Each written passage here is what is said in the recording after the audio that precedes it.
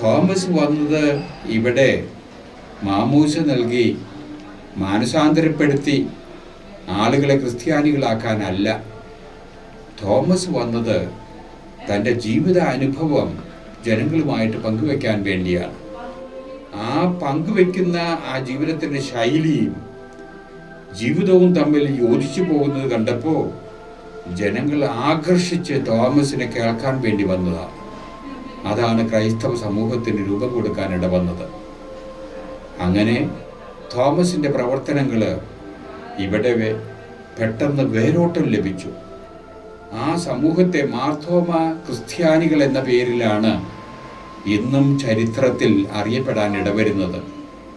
അത്ര കണ്ട് വശ്യമായിരുന്നു ആ സന്ദേശം അവരെ സംബന്ധിച്ച്. ആ സന്ദേശം നൽകിയ വ്യക്തി അവരെ സംബന്ധിച്ച് അവരുടെ പിതാമഹനായി. ദൈവവീഥിയിൽ നീതിമാനായി യേശുവിൻ പ്രിയമാനസമായി കാലത്തിൻ കാവൽ വിളക്കായി തോമാശ്ലീഹായെത്തി.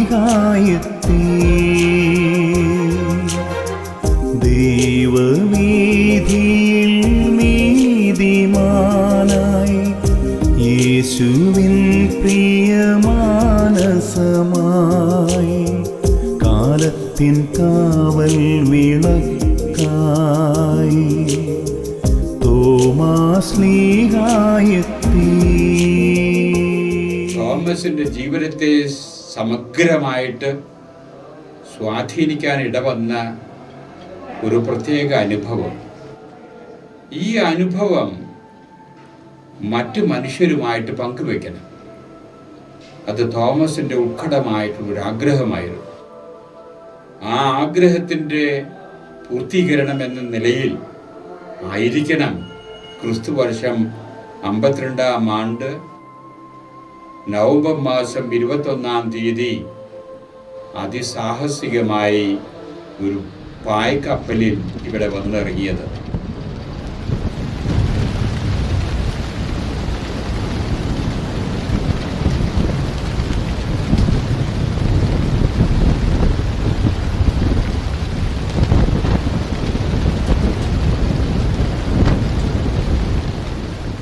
തോമസ് തൻ്റെ ഉള്ളിലുള്ള ഇരിപ്പ് ഇവിടുത്തെ ജനങ്ങളുമായിട്ട്, നമ്മുടെ പൂർവികന്മാരുമായിട്ട് പങ്കുവച്ചു.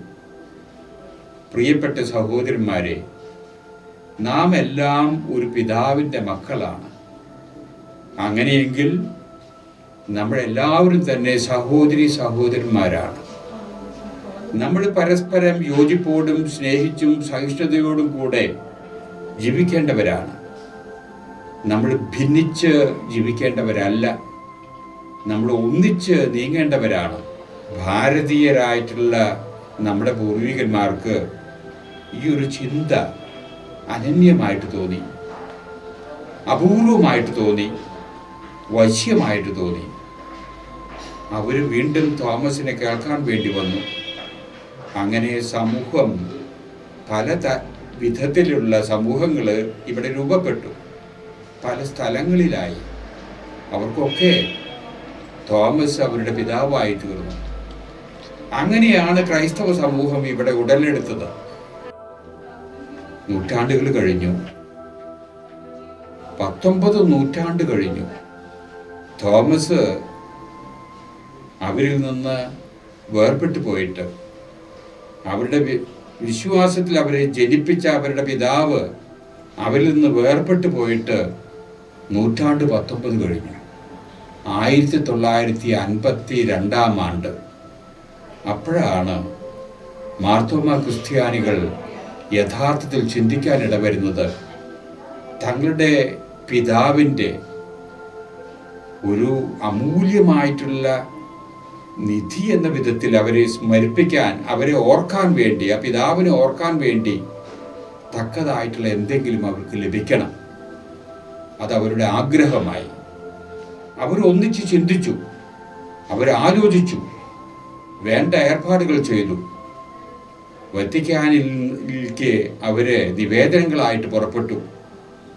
അങ്ങനെ വത്തിക്കാൻ റോമാ സിംഹാസനം അതിന് കമ്മീഷനെ വെച്ചു, കാര്യങ്ങൾ പഠിച്ചു. പഠനത്തിൻ്റെ അടിസ്ഥാനത്തിൽ ഇവരുടേതായിട്ടുള്ള ആഗ്രഹം നിറവേറ്റപ്പെടേണ്ടതാണ് എന്നൊരു ചിന്തയാണ് 1953 ഡിസംബർ മാസം 6-ാം തീയതി അന്നത്തെ പൗരസ്ത്യ തിരുസംഘത്തിൻ്റെ അധ്യക്ഷനായിരുന്ന കാർഡിനൽ യൂജിൻ ടിസറാങ് ഒരു വലിയ പേടകവുമായിട്ട് ഇവിടേക്ക് കടന്നു വരുന്നത്. ആ പേടകത്തിൽ നിക്ഷിപ്തമായിരുന്നത് ഈ പിതാവിൻ്റെ വലത് കരത്തിൻ്റെ ഭുജാസ്ഥി 15 സെൻറ്റിമീറ്റർ ദൈർഘ്യം വരുന്ന ആ ഭുജാസ്ഥി ഉൾക്കൊള്ളിച്ചുകൊണ്ടുള്ള ഒരു പേടകമായിട്ടാണ് കാർഡിനൽ ടിസറാങ് ഇവിടേക്ക് കടന്നു വന്നത്.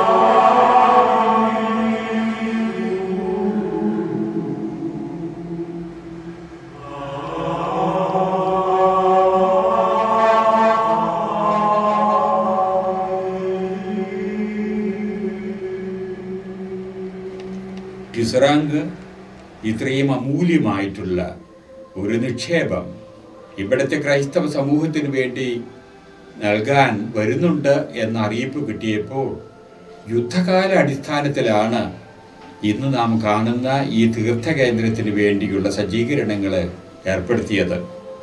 CMI സഭ വെറും 85 ദിവസത്തിൻ്റെ ഇടയിലാണ് നാം കാണുന്ന ഈ തീർത്ഥകേന്ദ്രം ഇവിടെ സജ്ജീകരിക്കാൻ ഇടവന്നത്.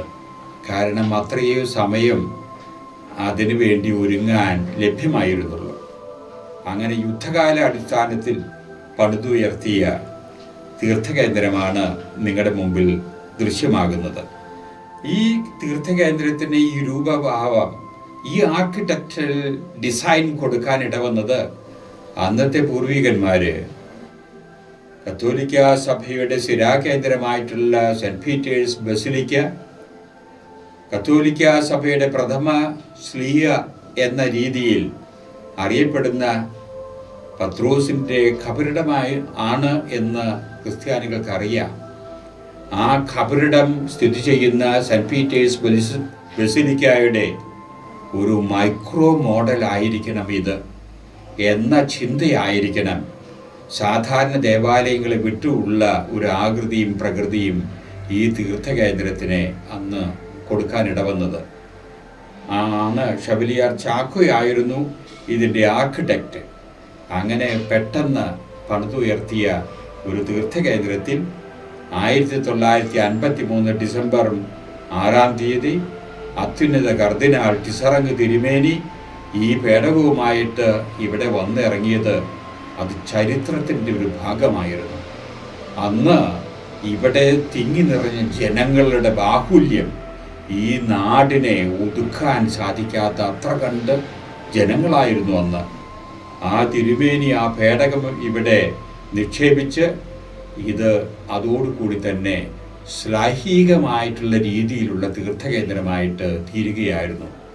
He declared, "This shrine will be known as the Pontifical Shrine."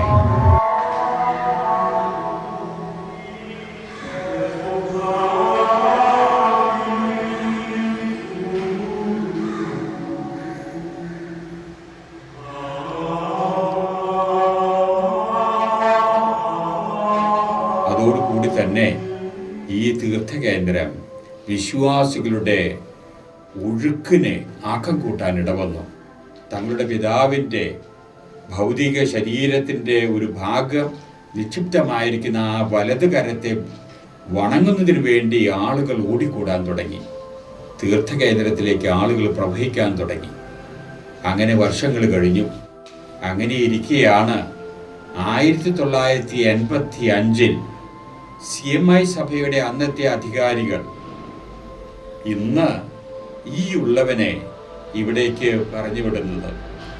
ഞാനിവിടെ വന്നതിന് ശേഷമാണ് ഇന്ന് കാണുന്ന ഈ തീർത്ഥകേന്ദ്രത്തിൻ്റേതായിട്ടുള്ള ഈ ദൃശ്യങ്ങൾ രൂപകൽപ്പന ചെയ്യാൻ ഇടവന്നത് എന്നുള്ളത് ദൈവത്തിൻ്റെ ഒരു പരിപാലനയായിട്ട് കാണാൻ ഇടവരുന്നു. ഞാനും എന്നെ അറിയാവുന്ന മറ്റുള്ളവരും.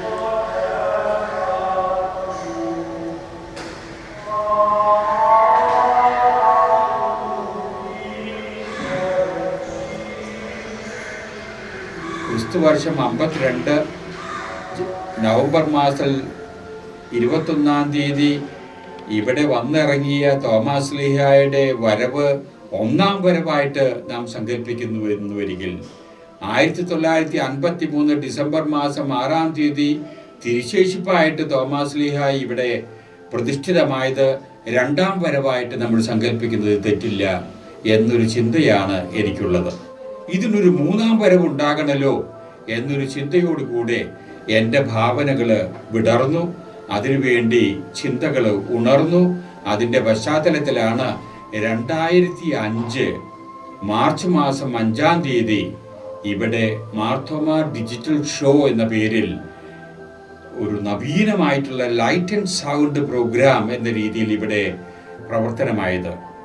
അതിനെ തുടർന്ന് ദേശത്തും വിദേശത്തുമായിട്ട് ധാരാളം ആളുകൾ ഈ ഷോ കാണുന്നതിന് വേണ്ടി തന്നെ തങ്ങളുടെ പിതാവിൻ്റെ പ്രവർത്തനങ്ങളും വീക്ഷണങ്ങളും യഥാർത്ഥത്തിൽ മനസ്സിലാക്കുന്നതിന് വേണ്ടി തന്നെ ഇവിടെ വന്നുകൊണ്ടിരിക്കുകയാണ്. ഇതിനകം 5000 ഷോ നടന്നു കഴിഞ്ഞു പലർക്കുമായിട്ട്. 5000 ഷോ എന്ന് പറഞ്ഞാൽ ലക്ഷങ്ങൾ ഇവിടെ നടക്കുന്ന ലൈറ്റ് ആൻഡ് സൗണ്ട് പിതാവിൻ്റെ പ്രവർത്തനങ്ങൾ എങ്ങനെയുള്ളതായിരുന്നു എന്ന് ഇതിനകം കണ്ടു കഴിഞ്ഞു എന്നുള്ളതാണ് യാഥാർത്ഥ്യം.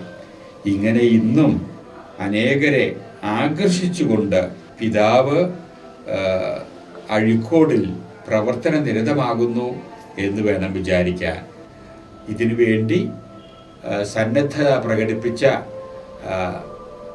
എറണാകുളം അതിരൂപത കേന്ദ്രമാക്കി യുവജനങ്ങളെ പ്രബോധിപ്പിക്കാനും അവർക്ക് ഉത്തേജനം നൽകുന്നതിനും വേണ്ടി ഉള്ളിൻ്റെ ഉള്ളിൽ നിന്ന് ഉള്ളൊരു പ്രചോദനത്തിൻ്റെ ഫലമായിട്ട് എന്നെ പ്രേരിപ്പിച്ച് ഇതിനു വേണ്ടി അവസരം ഒരുക്കിയ ശ്രീമാൻ ടാജു ഫ്രാൻസിസ് എന്നെ വളരെയേറെ എൻ്റേതായിട്ടുള്ള നന്ദി, തീർത്ഥകേന്ദ്രത്തിൻ്റെ നന്ദി അറിയിച്ചുകൊണ്ട് ഞാൻ വിടവാങ്ങുകയാണ്.